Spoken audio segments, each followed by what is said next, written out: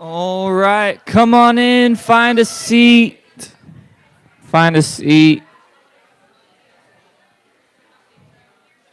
Try to squeeze into the middle. So, like, if there's an empty seat between you and someone else, just scoot over. Just scoot over towards the middle. Let's help everybody out. Come on, you can do it. Wake up.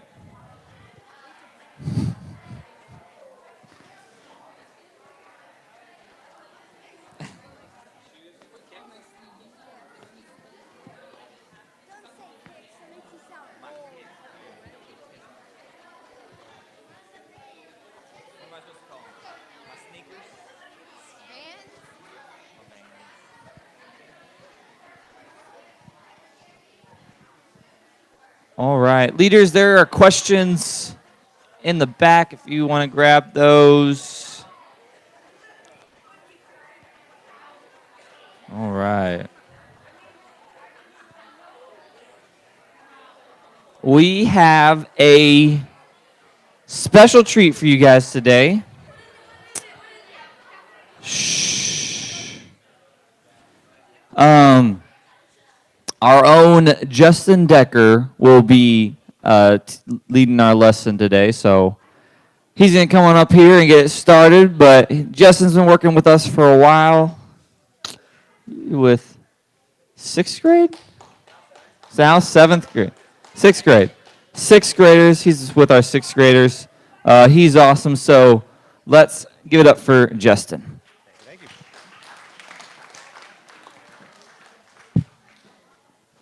All right, guys. So, yep, as you said, I am Justin. As you all see, I like Spider-Man a lot, so don't be too distracted by it. But I'm also glad to be here today. We're going to be talking about the book of Obadiah, which a lot of y'all may not have read it before, but it's definitely a good lesson. So I'm going to go ahead and jump right on into it. So I've got a question for you. Is it morally wrong not to help someone if you're able to? So think about it. Raise your hand. Would you say yes, it is wrong, morally wrong, not to help someone in need? Who says yes, it is wrong? Okay. Who says no, it is not wrong not to help someone in need? Who says I don't know? All right. There's a lot of I don't knows. All right. So guy out there, why or why not? Who can tell me why would you say it is wrong not to help someone in need? So you tell me. It's kind of a weirdly worded question. Would you say that you should help someone in need?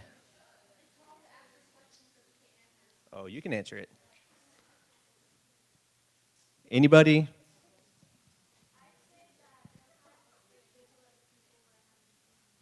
Okay, so it's good to help people so they can learn themselves. Yeah. What else? Anyone else?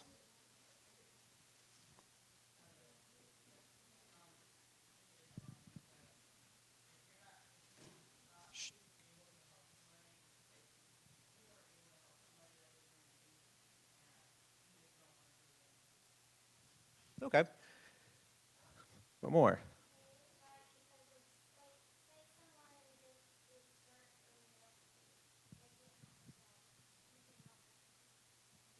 That's good. Yeah, so if you can help them, you want to try to help them out. One more.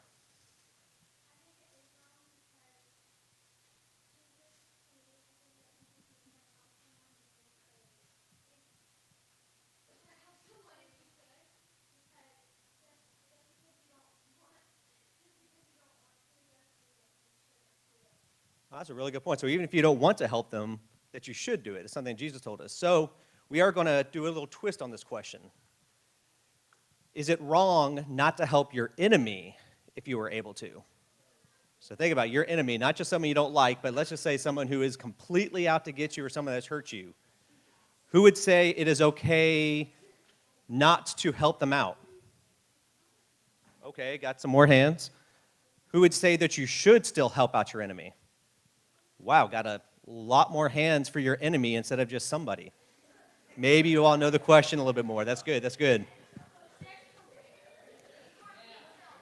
All right, so looking at the second question, it makes you think just a little bit more than just anybody, if you have to think a little bit about your enemy. So that's what's going on here in the book of Obadiah. We're talking about the country of Edom.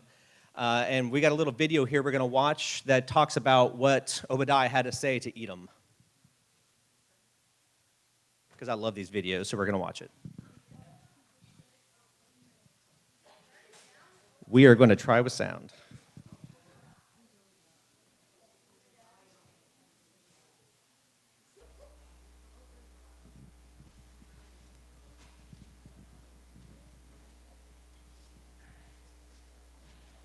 The book of the prophet Obadiah. This is the shortest book in the whole Old Testament. It's a mere 21 verses. And at first glance, it does not look very promising. It's a series of divine judgment poems against the ancient people of Edom, which was a nation that neighbored Israel on the other side of the Dead Sea. However, there is way, way more going on here. So, first, here's the backstory. The people of Edom were unique because they had a shared ancestry with the Israelites. They both belonged to the family of Abraham, who, with Sarah, had their son Isaac, who, with his wife Rebekah, had two sons, Jacob and Esau. Now, the book of Genesis told us the story of these two brothers, and to say the very least, they had a tense relationship. They each later received the names Israel and Edom, which eventually became the name of the families that descended from them. And these families replayed the same difficult relationship of their ancestors. Israel and Edom had enormous tensions throughout the centuries, but they still shared that family bond. And it's that bond that was betrayed and shattered in the tragic events of Jerusalem's fall to Babylon. So when Israel was invaded and conquered by Babylon, the people of Edom took advantage by plundering other Israelite cities and then capturing and even killing Israelite refugees. Now, in other prophetic books, God held Israel's neighbors accountable for this kind of violence, and so here Obadiah does the same for Edom. The short book has two halves. The first part is a series of accusations against the leaders of Edom, specifically for their pride and self-exaltation. Literally, as they have done to Israel, so it will be done to them. Now, right when you think you're going to hear more about how Edom will meet its doom, the topic suddenly shifts in verse 15. We hear this: "The day of the Lord is near against all nations." Now, why do we all of a sudden shift from Edom now to all nations?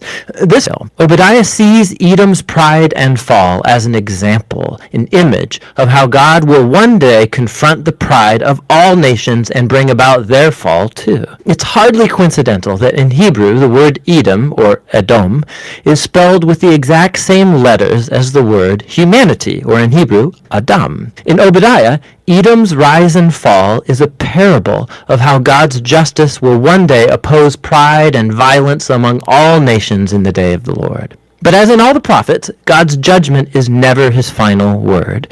Specifically, remember the conclusion of the two books that came right before Obadiah, Joel and Amos. Joel had painted a picture of what will happen after the day of the Lord against all nations. He said that God would perform a new act of salvation in Jerusalem, and that all who humbled themselves and called upon him would be delivered. And in the conclusion of Amos, he said that after the day of the Lord has judged Israel's evil, God would raise up the house of David and build a new kingdom for Israel that would include Edom and all the nations called by my name. And so the book of Obadiah has been placed right after Joel and then Amos to expand on these very promises about the hope of God's kingdom over all of the nations. And so the book concludes with a very hopeful future. God says he's going to restore his kingdom over the New Jerusalem, that he'll repopulate it with a faithful remnant. And then from there, God's kingdom will expand to include all the territory and nations around Israel. And so this little book contributes to the larger portrait of God's justice and faithfulness that we're seeing in the prophets. The ancient pride and betrayal of the people of Edom becomes an example of the greater human condition, all of the ways that we betray and hurt each other in God's good world. But there's hope, Obadiah says. Edom's downfall points to the day when God will deal with evil in our world, but also bring his healing kingdom of peace over all the nations. And that's what the book of Obadiah is all about. All right. So if you guys have your Bibles, let's go and open them up here to Obadiah. It's after Daniel, so if you just keep on going a couple books, you will find it there.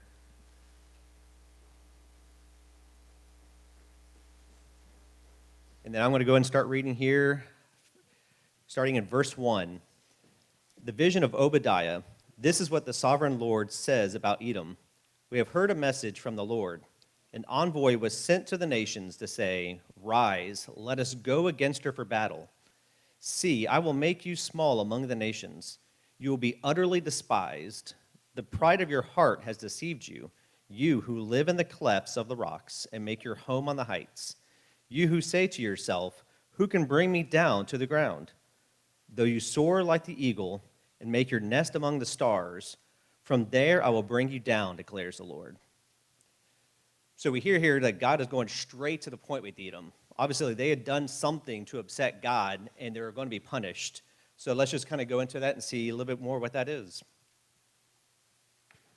So as the video said, the nations of Israel and Edom came from Jacob and Esau. So their names were changed later on, but before, their conflict started all the way in the womb. As we were reading earlier, it's saying that they were battling inside the womb before they were even born. So this is obviously a lot of conflict.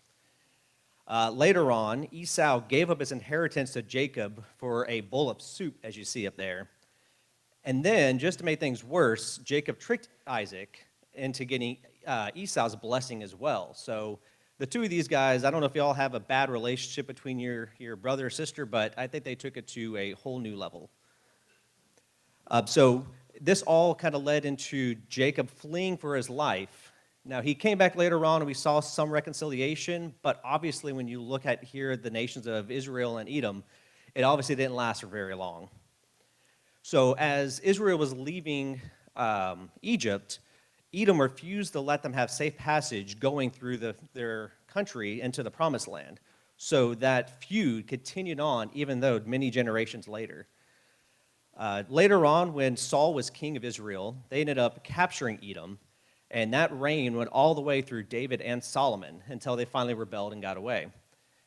Fast forward a little bit longer, when Judah was its own nation, it then ruled over Edom, and then they rebelled again. So this went back and forth and back and forth. The two nations were always at battle, but it all went to an ultimate climax when Babylon came and put Israel into exile. So we know that Babylon took all the strong warriors of Israel and left all those who couldn't defend themselves back in Jerusalem. Well, the other nations around there, including Edom, came and they ransacked Jerusalem. It says that they targeted the weak and broken. They stole their possessions, sold them into slavery, and even started killing them all. So these people who couldn't defend themselves, they went in there not to try to keep and protect themselves, but to show power over the nation of Israel. And this was just the point that God intervened and said, enough is enough. We just, heard there that God was going to bring them down from the high places in the cliffs. As you see right there, they actually built their houses, or where they stayed in their palaces, in the side of a mountain. So they thought that they were quite protected, that nothing could stop them. But we obviously see here that none of this was going to stop God from what he had in plan. So we're going to fast forward just a little bit to verses 10 to 14 and hear a little bit more about what happened. Because of the violence against your brother Jacob, you will be covered with shame. You will be destroyed forever. On the day you stood aloof while strangers carried off his wealth and foreigners entered his gates and cast lots for Jerusalem, you were like one of them. You should not gloat over your brother in the day of his misfortune, nor rejoice over the people of Judah in the day of their destruction, nor boast so much in the day of their trouble. You should not march through the gates of my people in the day of their disaster, nor gloat over them in their calamity in the day of their disaster, nor seize their wealth in the day of their disaster. You should not wait on the crossroads to cut down the fugitives, nor hand over their survivors in the day of their trouble. So here we're seeing just all the details we were talking about of exactly what Edom did to Israel during this time. So we know what they did, but the question then is why? I mean, obviously, as I mentioned, that they came from brothers, and they must have known who God was and what he was able to do, seeing that Israel was already in Babylon exile. But even still, they decided to rebel, and we're going to talk a little bit more about why. And what that was their pride and arrogance. They talked about how that they were high and mighty, living up in their cliffs, and it's something that they obviously struggled with. So with a show of hands, who can say that they have struggled themselves with pride or arrogance? So I see most hands in the air. I'd say some people who don't have their hands in the air are either really, really good or they are prideful and a little arrogant, but we'll talk about that one a little bit later. So who could define what pride or arrogance means?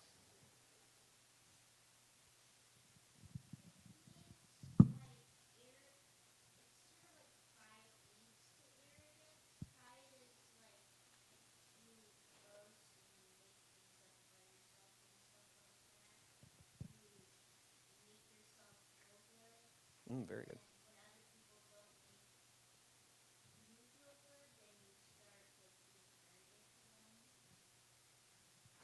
No, that's a great definition. So it's building yourself up into, making you think that you are something else.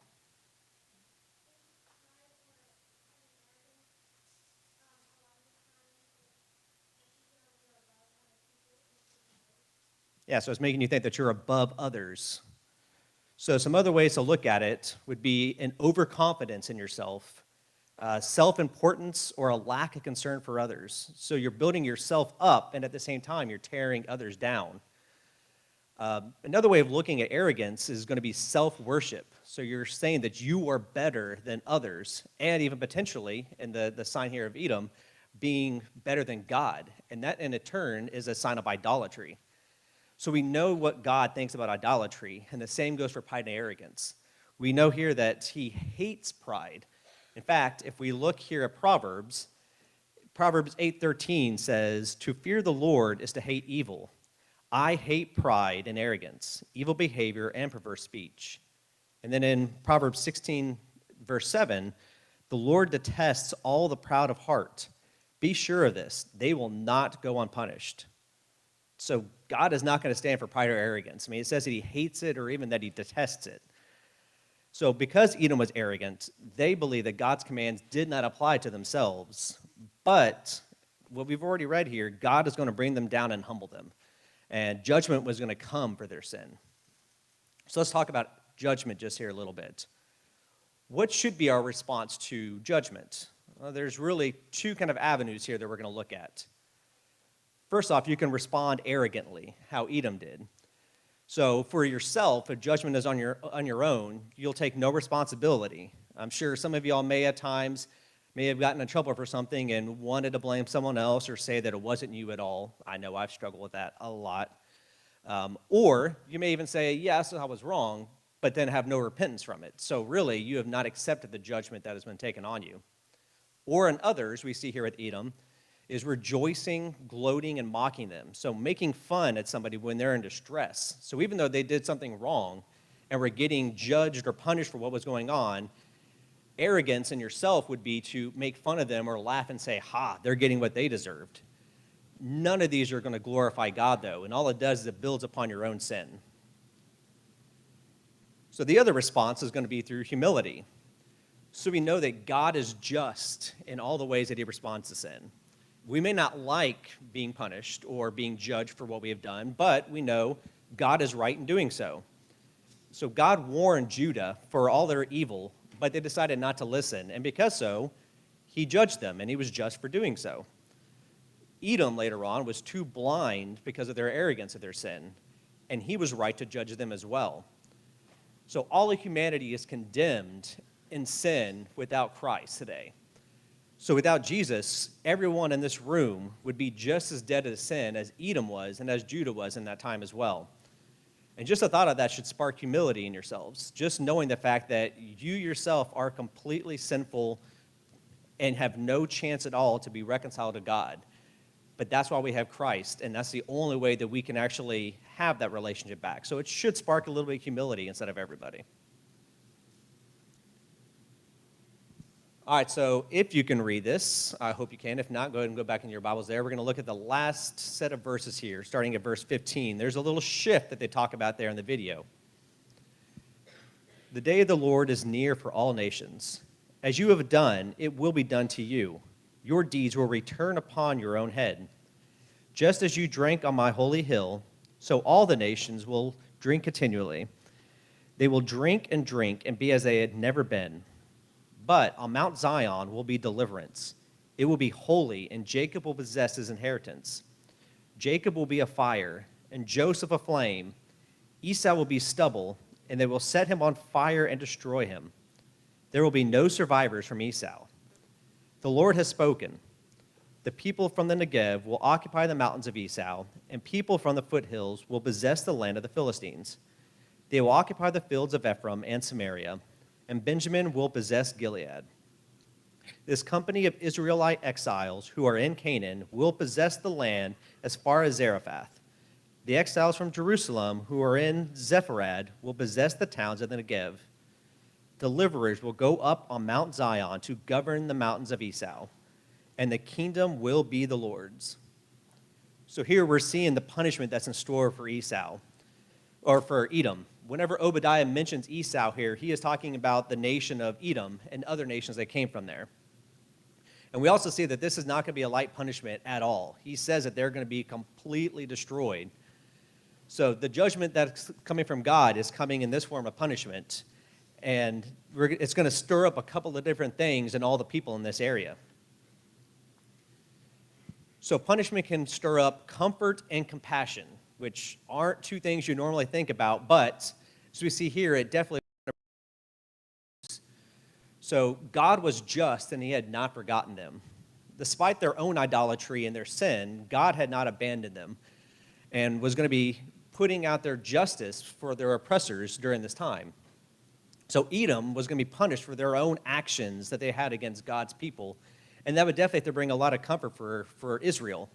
They've been going through their own punishment in exile, and as they are coming out and seeing now that the Lord was going to go ahead and punish those who were up against them as well, it would just give them a little comfort of knowing God is just and he keeps his promises. So now compassion. This punishment was going to bring, or this judgment is going to be bringing out compassion for the Edomites, which makes you kind of think, all right, what in the world does this mean? So we know Edom deserved swift punishment for their sins. Again, they knew who God was and what he could do and what he would do. And so while God was using Edom and others to punish Israel, he was going to hold them accountable for their sin. But he was giving them a warning. Just as he had warned Israel, he was also warning Edom. So they had a chance. They could choose to go and turn from their ways, and they could no longer be going up against Israel like they would. But we know through history it didn't go so well for them. But that was the consequence of their actions. So they had the chance. God tried to warn them because he didn't want them to be condemned, but they chose not to take that warning.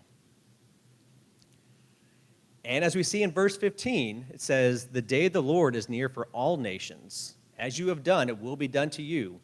So this is not just for Edom, but this was for all the nations around, both then and today. So that same warning continued on to them, and it continues to us. And it's a warning of